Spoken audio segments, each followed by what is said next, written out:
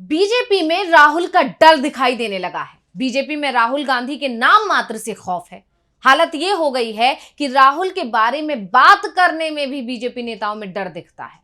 सड़क से लेकर संसद तक सिर्फ राहुल गांधी की चर्चा होती है। जो बीजेपी राहुल को पप्पू प्रोजेक्ट करने में लगी रहती थी, वही बीजेपी आज मान रही है कि राहुल को हल्के में लेना उसे भारी पड़ सकता है। राहुल गांधी की बदली हुई राजनीति से कैसे बीजेपी में हलचल मची हुई है, इसी पर हम अपनी स्पेशल रिपोर्ट में चर्चा करेंगे। नमस्कार, मैं हूं अंशिता। राहुल गांधी एक अलग राजनीति कर रहे हैं और स्मृति ईरानी के इस बयान से जानकार हैरान है। समझ नहीं पा रहे हैं कि स्मृति ने राहुल की तारीफ की है या फिर ये उनकी खिजलाहट थी। वजह आप सभी जानते हैं। लोकसभा चुनाव में स्मृति अमेठी हार गई, उसके बाद जमकर ट्रोल हुई। तो अब जब स्मृति का बयान आया तो देश की राजनीति में एक नई बहस छिड़ गई। लेकिन इस बहस के बीच जानकार कुछ और ही दावा कर रहे हैं। जानकार इसे बीजेपी का राहुल से खौफ बता रहे हैं।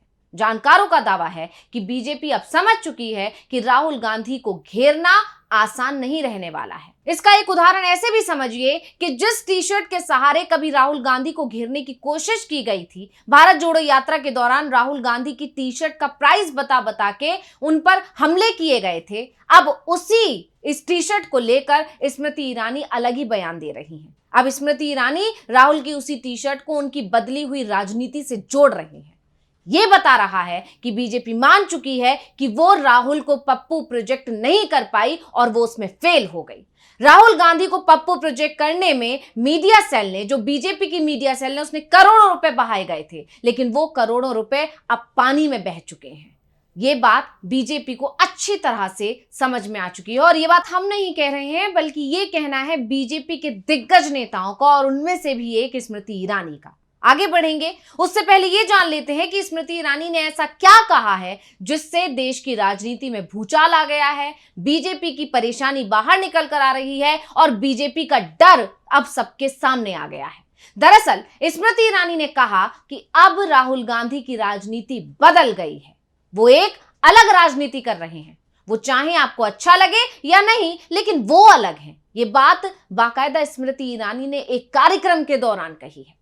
आगे वो कहती हैं कि राहुल गांधी की राजनीति में बदलाव आया है। उन्हें लगता है कि उन्होंने सफलता हासिल की है। वो संसद में टी शर्ट पहन रहे हैं। वो जानते हैं कि उस सफेद टी शर्ट से वो युवा पीढ़ी में क्या संदेश देना चाह रहे हैं। जैसा कि मैंने आपको कहा कि टी शर्ट को लेकर कभी बीजेपी राहुल गांधी को घेरा करती थी और आज स्मृति ईरानी कह रही है कि उनकी टी शर्ट का जो संकेत है वो युवा पीढ़ी को साधना है। वो इस टी शर्ट के जरिए से युवा पीढ़ी को साध रहे हैं। हम इस गलतफहमी में ना रहें। आगे अपने स्मृति ईरानी ये भी कहती हैं कि हम इस गलतफहमी में ना रहें कि वो कोई भी कदम ऐसे ही उठा रहे हैं। वो कदम चाहे आपको अच्छे लगे या बुरे लगे, वो आपको बचकाने लगे, लेकिन वो अब अलग राजनीति कर रहे हैं। मतलब एक तरह से उन्होंने ये भी संकेत दे दिए हैं कि राहुल गांधी को समझना अब उतना आसान नहीं है। राहुल गांधी बहुत ऊपर की चीज हो चुके हैं। यानी स्मृति ने अपने बयान से साफ साफ बता दिया कि अब राहुल गांधी से डरने की जरूरत है।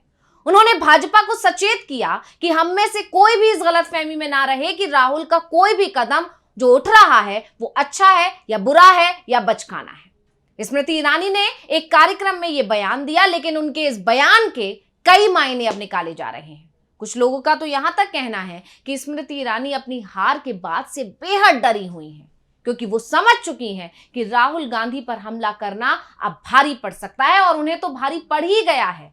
क्योंकि जब वो अमेठी की सांसद थीं, तब उस दौरान वो लगातार राहुल गांधी पर हमला बढ़ती, यहां तक कि जब राहुल गांधी की संसद सदस्यता गई और उन्हें बंगला खाली करने का नोटिस भेजा गया, तब स्मृति ईरानी ही थी जो सबसे पहले हमलावर हुई थी राहुल गांधी पर बंगला छोड़ने को लेकर। इसके बाद जब स्मृति ईरानी हार गई और फिर वही इतिहास उनके साथ दोहरा कि अब उनका बंगला खाली करने का समय आया, तब उस वक्त भी लोगों ने उनको बेहद घेरा था, बहुत ज्यादा ट्रोल किया। और उसके अलावा जब वो अमेठी हार गई तब भी उनको बहुत ज्यादा ट्रोल किया गया।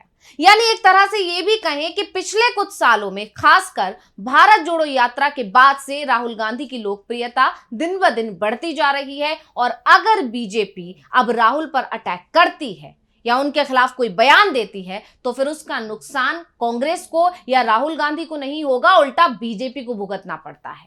और ये बात स्मृति ईरानी से अच्छा कौन समझ सकता है, क्योंकि 2019 में अमेठी में राहुल को हराने के बाद स्मृति ईरानी ने राहुल गांधी पर जमकर हमले बोले थे।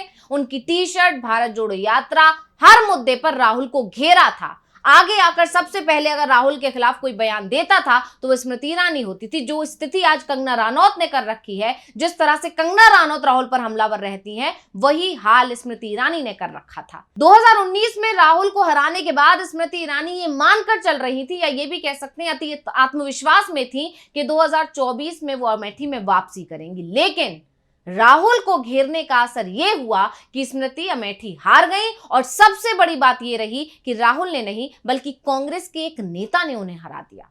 आपको याद होगा, कांग्रेस ने इस सीट से किशोरी लाल शर्मा को उतारा था, जबकि पहले खबर यह चल रही थी कि इस सीट से राहुल गांधी को उतारा जाएगा। फिर खबर ये आई कि प्रियंका गांधी को उतारा जाएगा। लेकिन आखिर में कांग्रेस ने किशोरी लाल पर दांव लगाया और उन्होंने बड़े अंतर से जीत हासिल की और स्मृति ईरानी को हरा दिया। इसके बाद स्मृति की खूब किरकिरी हुई थी। यहां तक कहा गया था कि स्मृति को हराने के लिए कांग्रेस का कोई भी नेता काफी है, यानी कांग्रेस ने स्मृति के घमंड को पूरी तरह से तोड़ दिया था। वही डर स्मृति के बयानों में नजर आया और अब वो बीजेपी को समझा रही हैं कि राहुल पर हमला पार्टी को नुकसान पहुंचा सकता है, तो अब बच के हमें अपनी रणनीति पर काम करना पड़ेगा, राहुल को बिना घेरे हमें काम करना पड़ेगा। इस तरह से वो सचेत करते हुए ही नजर आई। वहीं अब स्मृति के इस बयान पर कांग्रेस ने चुटकी भी ली है। पीसी शर्मा ने कहा कि अब स्मृति ईरानी राहुल की तारीफ कर रही हैं, यही नफरत के बाजार में मोहब्बत की दुकान है। यानी कि कहा जा सकता है कि राहुल गांधी अपने काम और एक्शन से आम जनता के बीच जितने लोकप्रिय हो रहे हैं, उतना ही बीजेपी के अंदर उनका खौफ बढ़ता जा रहा है।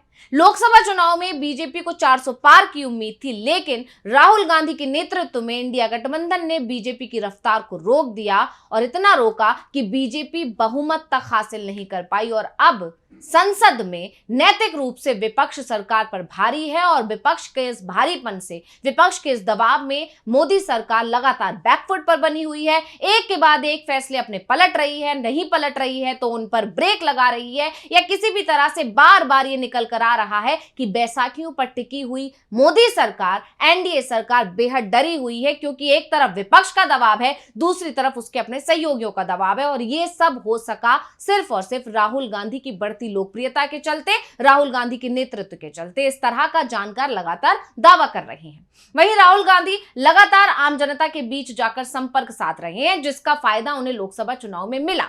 उनकी दिक्कतों को सुन रहे हैं, उनकी परेशानियों को जान रहे हैं, और इसका असर भी अब नजर आ रहा है।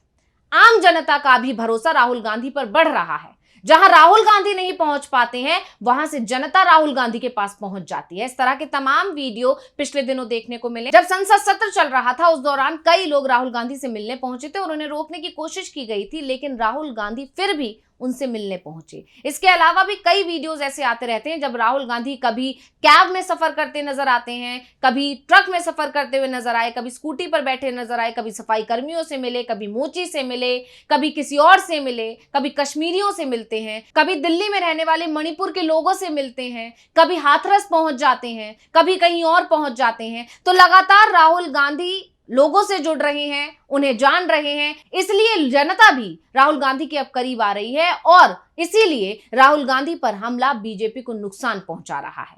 यही बात स्मृति ईरानी ने इशारों इशारों में की है कि इस गलतफहमी में बिल्कुल ना रहें कि राहुल गांधी को अब घेर लेंगे। राहुल गांधी और उनकी राजनीति अब पूरी तरह बदल चुकी है। अब इसे चाहे आप ये समझ लीजिए कि स्मृति ईरानी ने राहुल की तारीफ की है, या इसे ये समझ लीजिए कि स्मृति ईरानी बीजेपी को आगाह कर रही हैं, या इसे ये समझ लीजिए कि बीजेपी में राहुल का डर अब दिखाई देने लगा है। जानकार तो ये भी कह रहे हैं कि एक समय वो था जब पीएम मोदी पर कांग्रेस हमला करती थी तो उसे नुकसान होता था। वो स्थिति आज पूरी तरह बदल चुकी है। अब राहुल पर हमला बीजेपी के लिए घातक साबित हो जाता है। यानी बीजेपी अगर राहुल पर निजी हमला करती है तो वो उसके लिए राहुल जवाब नहीं देते हैं, ना ही राहुल उसका कहीं इमोशनल अत्याचार करते हैं, ना उस बयान को कहीं इस्तेमाल करते हैं। उसका जवाब अब जनता बीजेपी को देती है, और इस लिहाज से अगर देखें तो राहुल की लोकप्रियता मोदी से बड़ी होती जा रही है और यही बीजेपी की चिंता का कारण है, यही बीजेपी की परेशानी बनी हुई है और यही डर अब बीजेपी के अंदर, उसके नेताओं के अंदर, उसके दिग्गज नेताओं के अंदर भी साफ साफ नजर आने लगा है। और यह बात तब नजर आई जब स्मृति ईरानी ने बाकायदा एक कार्यक्रम में कहा कि राहुल गांधी को हल्के में लेने की गलतफहमी मत पालना, ये भूल मत करना। तो इस रिपोर्ट को लेकर आपका क्या कहना है, मुझे कमेंट करके अपनी राय जरूर दीजिएगा। इसी के साथ मुझे दीजिए इजाजत, देखते रहिए डीवी लाइव। नमस्कार।